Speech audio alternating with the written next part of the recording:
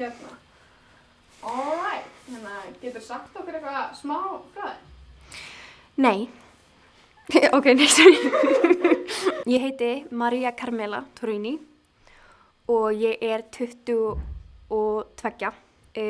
22 er tala sem að mér finnst ekki eiga að vera til, en hún er til og ég er 22, þannig að það er erfitt að segja hvað ég er gömul, en ég er 22. Ég er hálf íslensk og hálf napolítönsk, sem Napoli er sem sagt úti á Ítalíu, en ég segi napolítönsk af því þá hljóma ég svo ógeðslega góð pizza. Ég er búin að vera í kvikmyndagerð og leiklist og ég er mjög mikið að teikna og ég er mjög mikið að skrifa eins og handrit og lög og ljóð og bara alls konar texta. Mér finnst það mjög gaman, en sérstaklega handritskrif.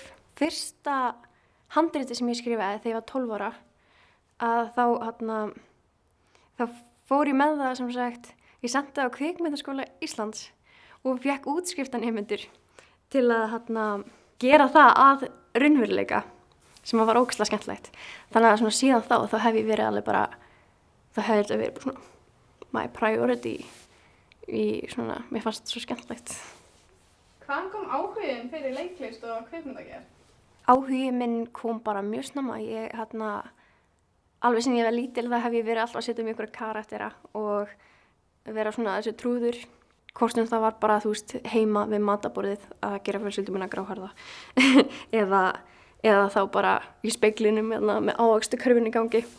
Ég elskaði appelsínuna í ávaxtakörfunni og Selma Björns, hún kom mér í það að vilja vera svona leikar á sviði, en ég er samt ekki þar.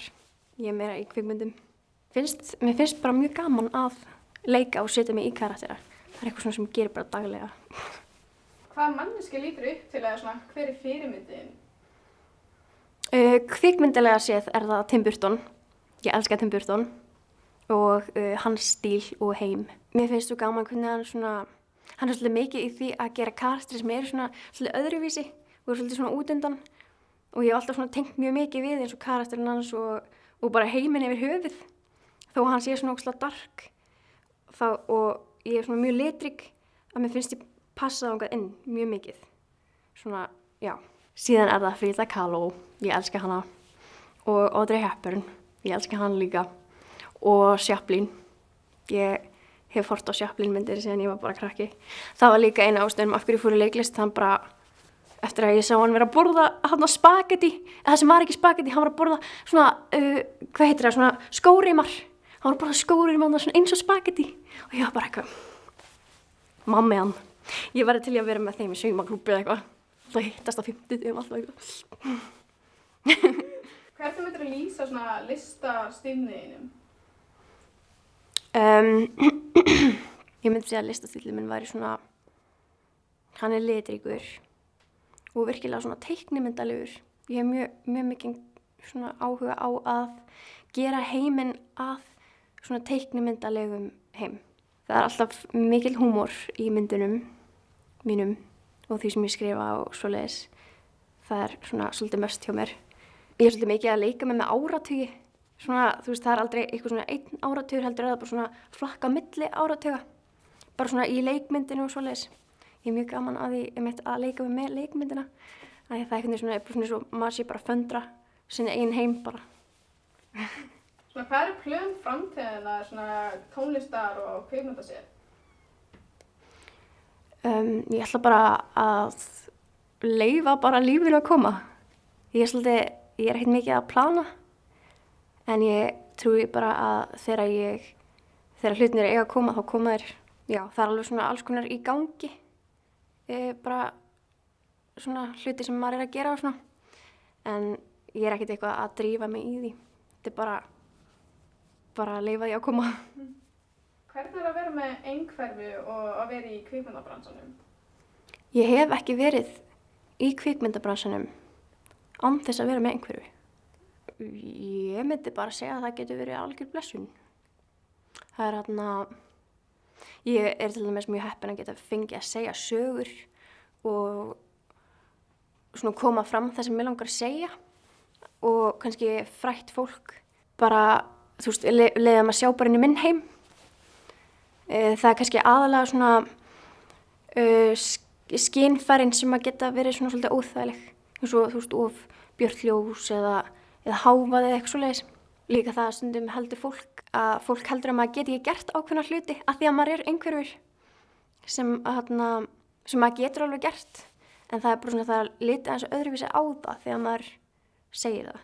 Eins og ef ég fyrir pröfur þá þarf ég eiginlega svona að double-acta til þess að svona, þá setjum ég 2 karaktera og það er einn, þú veist, Karmela sem er ekki einhver, allavega þú svona sér það ekki utan á mér og annar er bara karakterin sem ég er að sækja eftir.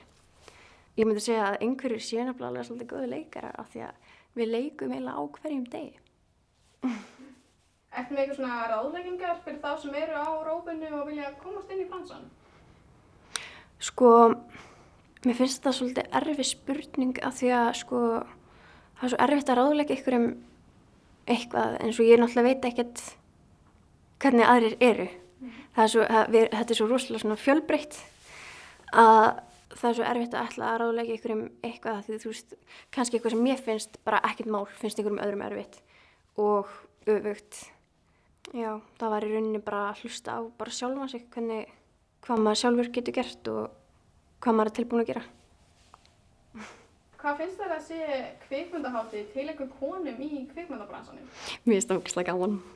Ég var svo ánægð þegar ég hitti Legu í fyrsta skipti og hún var að segja mér frá þessari hátíð og ég bara, oh my god! Af því að það er svo skemmtilegt að kynnast fleiri konum sem eru með sömu áhugamál á maður sjálfur. Af því ég er alltaf vön að vinna bara með strákum og köllum og það er svona, mér finnst vanta þennan fjölbreytileika. Mér finnst vanta fleiri konur í kvikmyndagerð og það er líka bara einhvern veginn svona að geta unnið saman og haft þetta sameiginlega áhugamál sem hægt er að blómstra í bara saman. Þannig að ég held að það væri mjög skemmtilegt að ég hvet alla til að fara í kvikmyndagerð. Fleiri konur. Þó við séum allar konur í nynni, það er ógeðslega skemmtilegt. Annars takk bara kærlega fyrir að koma og takk kærlega fyrir að heiður og að tala þig. Takk, sömuleiðis.